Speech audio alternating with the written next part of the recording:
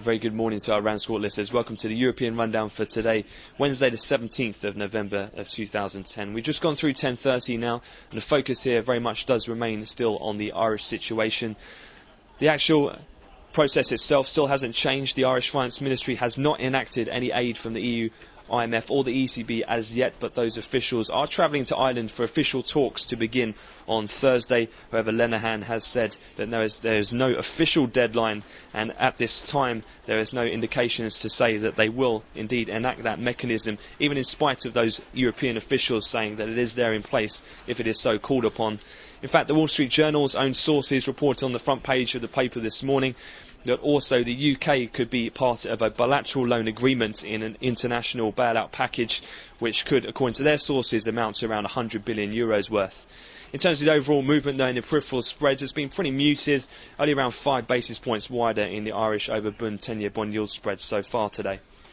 One of the things, though, bunds have risen in spite of slightly firmer equity markets. Some of the reason for underpinning the move there has been comments from an Austrian finance minister who has said due to the fact that Greece has not fulfilled all of its criteria, they'll delay, and so will the rest of the Eurozone, their third tranche payment of aid to January from December. However, this has been swiftly denied from the Greek finance ministry, that delayment only being due to a technical reason according to the Greek officials.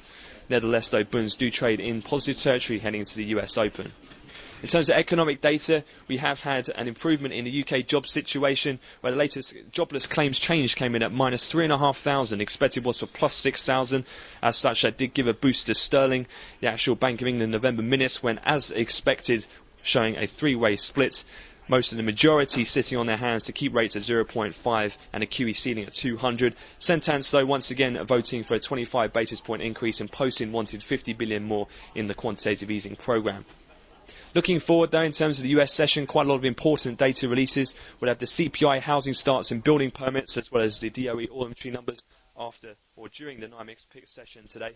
And then we've also got another New York Fed outright Treasury coupon purchase. Today they're looking to target the Feb 2018 to November 2020 maturities for the size of between $7 to $9 billion worth. That concludes the European wrap-up, so we'll have another update to come at the European cash equity close. But for the time being, that's all from me. So I wish you all a great trading day.